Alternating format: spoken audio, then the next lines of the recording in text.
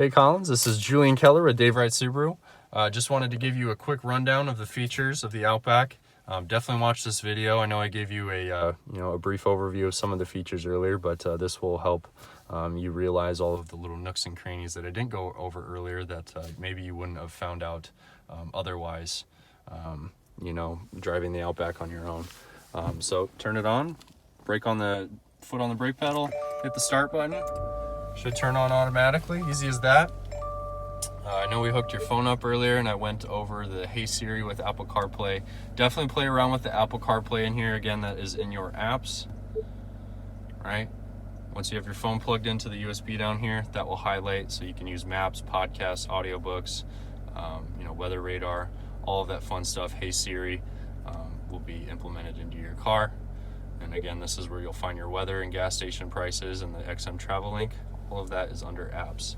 And then this one's set up a little bit differently, by the way. You don't have maps on yours, but I remember all of the things that are on yours. Your radio, you can mix and match the stations.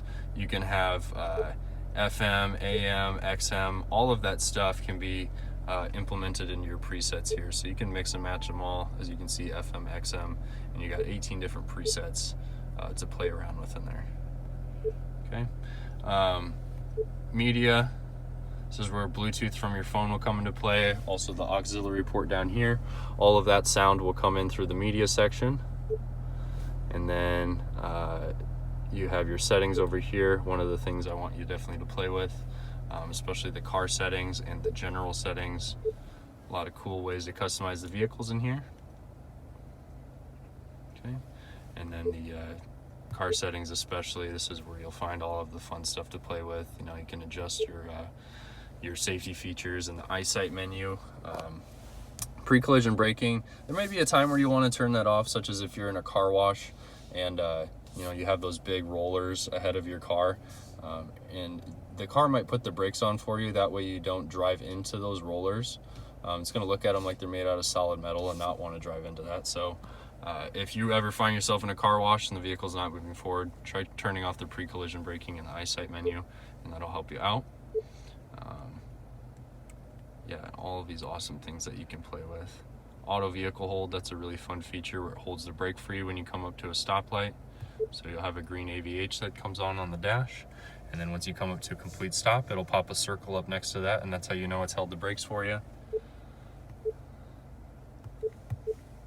X mode, this is going to be for low situations. If you're off-roading, it'll put the all-wheel drive system into overdrive. So if you're going less than 20 miles an hour, and trying to get to your favorite fishing spot, and it's just, crazy terrain trying to get there, try using the X mode, and that'll help you. Or if you get, stuck in a snowy situation, the X mode works really well for that too.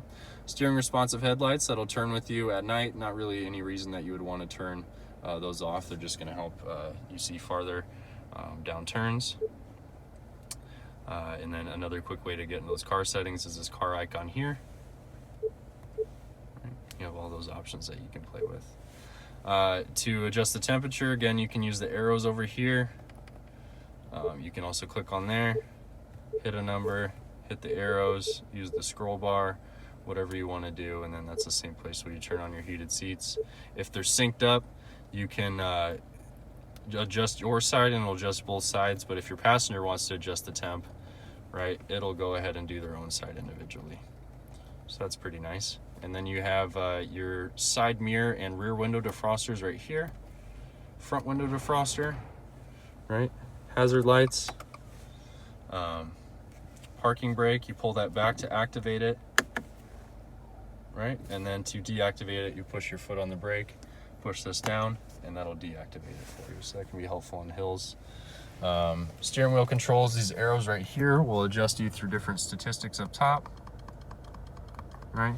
And then you have your cruise control. So to use this, cruise control on, you might as well keep the distance maxed out, right? You'll see the hash marks in front of the car. I usually just keep it on 4, give the car the most time to respond. Your lane centering, to turn that on, you just hit this button and it will pop up.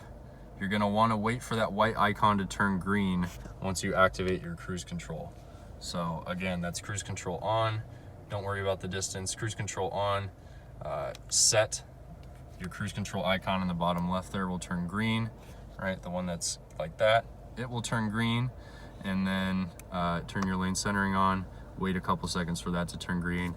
Otherwise, how I like to do it, I just like to leave those on standby, and then whenever I'm ready to use them, I can just flick that down once and then it's ready to go. So at that point, you're pretty much driving the car with your thumbs. It's a lot of fun.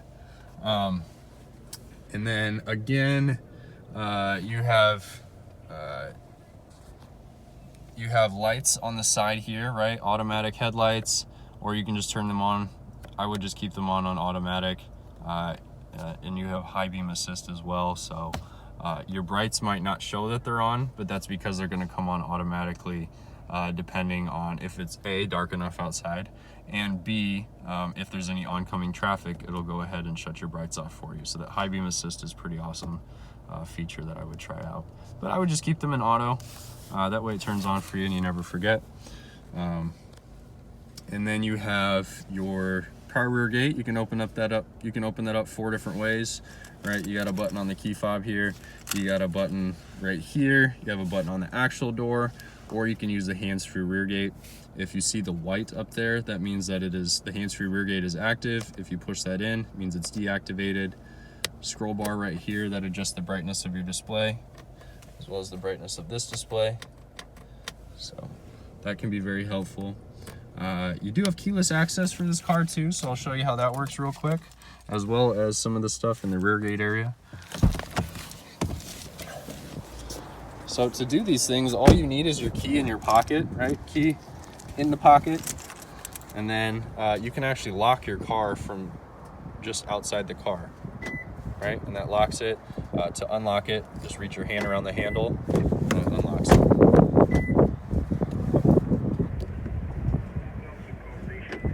There you go.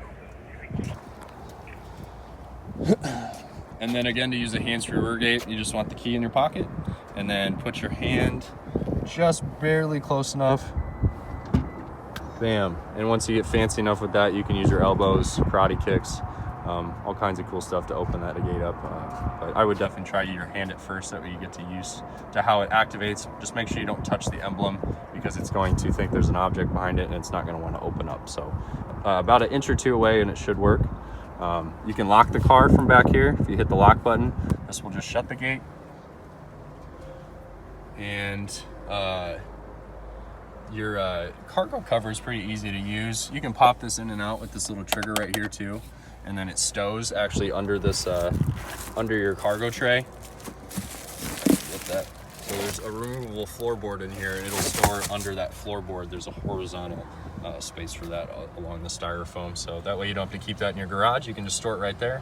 But this just pulls out really easily, and then you can hook it up there, and bam, tackle boxes are covered, groceries are covered, ice cream's kept cool, all that good stuff. So cargo cover can be definitely helpful. Pop the seats forward, you just use this, easy as that, and that spring loads that forward.